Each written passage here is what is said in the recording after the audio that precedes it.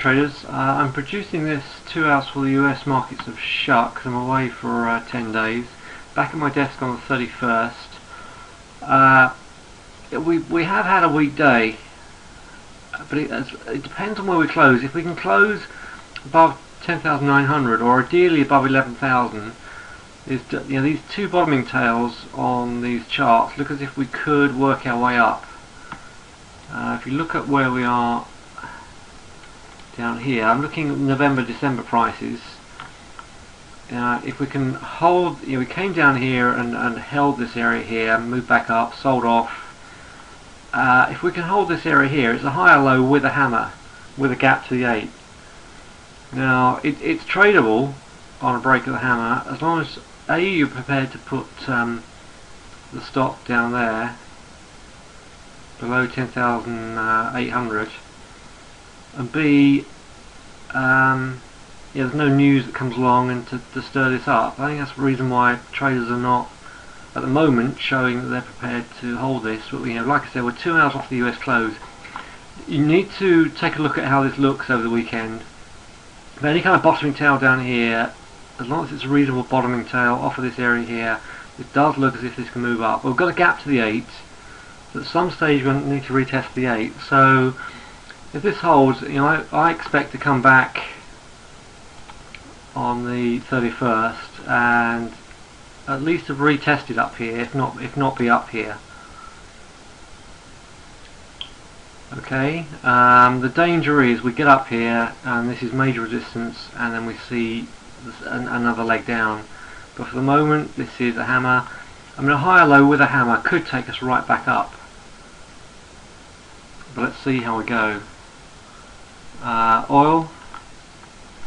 Oil's looking very, very similar. It's a very similar chart. So the oil is just matching the Dow, matching the equities.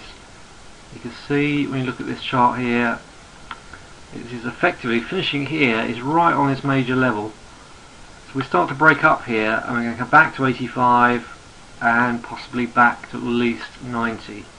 Major resistance up there. So we could just end up sort of swimming around here and playing this range for a while, and then back end of the summer we'll see if we can break up into the autumn, see if we can break up, or see if this will just roll over.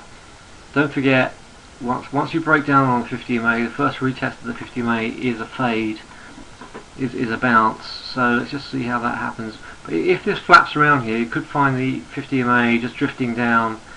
Final touches, and then we go down. But I like hammers. I just sit there and take hammers any day of the week, just as I would suggest to you that you might want to sit there and take this hammer here. At the very least, that gap to the 8 is going to get filled. Where we haven't got extreme RSI.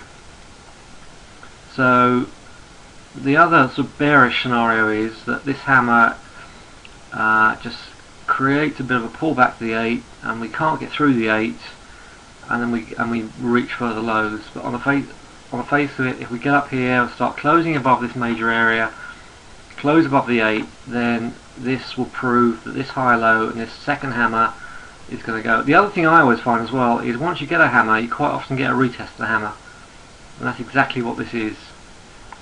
Right, other charts. Euro. This 137, so 143.70 I should say, is a major area to me. There's lots and lots of touches of this area here. We need to close above here for this to stay bullish. So we've had the 50 MA break into the trend line, we've sold off, come back to the 50 MA. The 20 is creeping up through the 50 now, the 8 it looks as if it's going to get held. As long as we close above this area, if we retest the 8 on Monday and we hold it 43.50, then we could just bust up. Now once we bust up through this, then we're looking at 145, 146 and possibly higher. 147.50 is going to be tough to get through. So that's where we got on the euro. This is the pound. I did say in the video this hangman would create a pullback. We've come back to kiss the trend line, which is very healthy. If we hold here, that's good. We do need, obviously, on Monday to start to get back above these levels. If we can't get back above these levels early part of this week, then this could just roll over and drop back down again. But on the face of it, it is looking pretty good. Aussie US is interesting. This pivot area here, 1039.23. If we close here, this is an area that we've come up from on two occasions with the hammer here underneath it, dragged it right up to the 50 EMA. This bar closes here, this test of the 200 and the holding pattern here could take this back up, although we're below the 8. I would, if you get a 50 EMA break here after this move down here, then I would definitely trade it back up to 1.1. Otherwise, if we start to close down here, start to close below the 200, this is toast.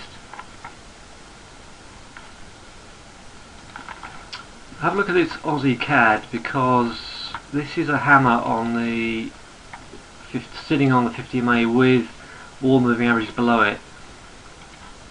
I like this Aussie dollar CAD a lot. I think that if this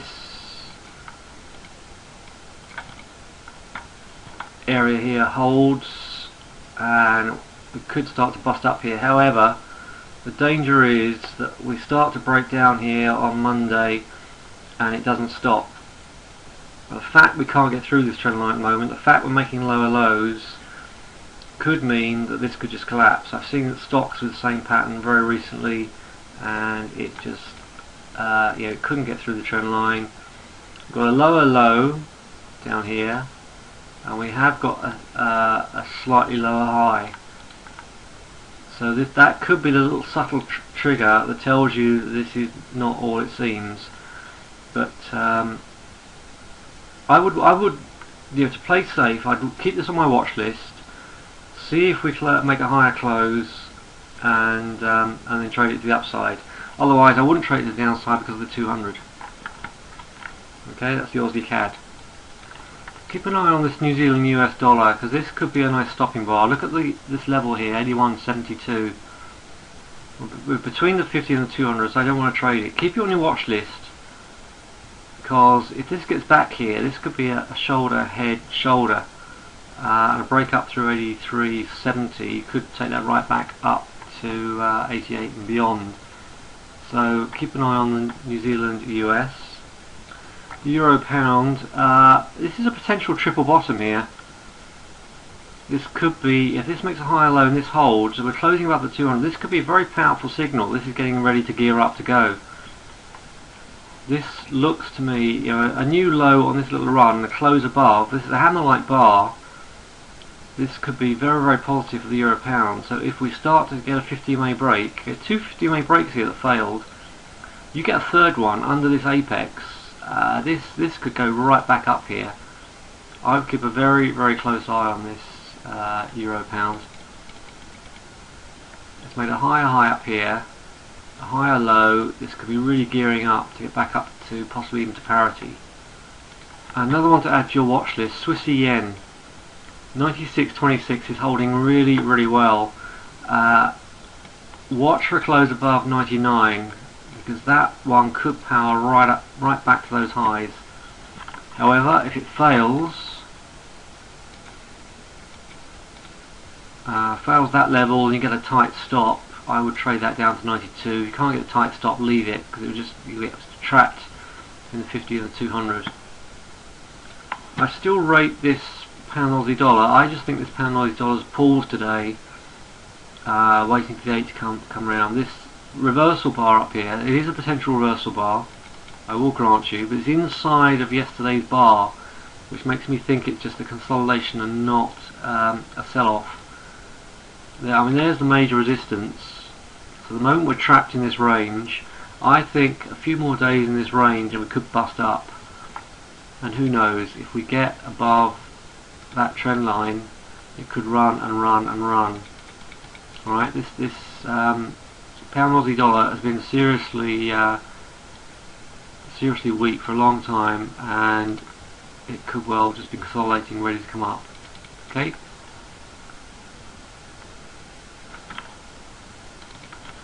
overall, we've got a couple of sellers bars on the pound US. Overall, the pound has shown some weakness, but let's just see if we can hold these areas. And wouldn't trade this pound Swissy. Pound yen is trying to come up. Again, possible head and shoulders down there. And the pound CAD, that's like the pound Aussie dollar, something of a little reversal bar in there. Had a decent move up. It's just breathing. Okay, right, let's look at a couple other things. Gold is still going bonkers. There is a reversal bar with a massive gap to the 8 RSI. If the markets do recover, I think this could sell off here. Huge gap to the 8. I would not short it. All I would say is just be very careful if you're long. Silver has had a storming day, absolutely storming day. It's closed above resistance. I mean, this just looks as if it could get right back up to the highs and beyond. Yeah, this is a trend line breakout. If at any time we get a retest of 40.70, I would even go as far as to suggest you put an order in there for 40.75 or 40, maybe 41 to play safe. Because if that gets pulled back to 41, I think that will find a lot of buyers and that will move up. We are some distance away from the 8. A pullback to this area here would be no bad thing at all. And yeah, it will kiss the trend line and then reignite it. Alright, so I hope you guys took this hammer here, because that's a fantastic chart. I told you it was a gift, and it's moved very, very well. The corn has recovered. I'm still long the corn, and I still think this will run. There is a shortage of corn. This is very bullish. We engulfed yesterday's bar. I would suggest you could take a break at 7.15 and try and get back in this, because when that comes back to that trend line, I would expect to come back in 10 days time and see that at 7.75 and beyond, maybe even over 8. Obviously I'm just talking probabilities, I'm not talking about certainties. Alright, that's all I've got for you, and let's just have a look at the proxies, safe havens. Yeah, so we've got some hesitation up here. They are very extended. If they start to sell off and we start to break down here on the 10-year Treasury notes, that's very, very positive, and it could mean that the Dow is saved after all. Any kind of breakdown here, lower closes up below the 20, is very positive for the markets, if you want to keep an eye on that. Just look at the yen. I mean, how strong is the yen? Reversal bar up there on the yen index. So these could be symbols to suggest the markets are putting in a higher low and getting ready to gear up. Okay, forget the news. I know the news is very, very gloomy. The job front is poor. We've had a lot of weak UK data, a lot of weak European and US data. These markets could just be consolidating. So just keep an eye on them. You don't need to look at these key indicators, but just keep an eye on the charts you're trying to trade. But on the face of it, everything is looking pretty good. Let's just have a look at sugar. Sugar has just gone bonkers. So the pullback's been bought. I hope you guys got a chance to get in it, because I'm certainly in this and doing very, very well. Okay, right. Before I go away, I will set up the Pro Trader Booster quickies I talked about. A series of 3 or 4 quick half-hour webinars to really give your trading a boost, to get you going, get you out there and protecting your capital, making money. So I will do that before I go, and then look forward to seeing when I come back. Okay, thanks very much, and I'll see you soon.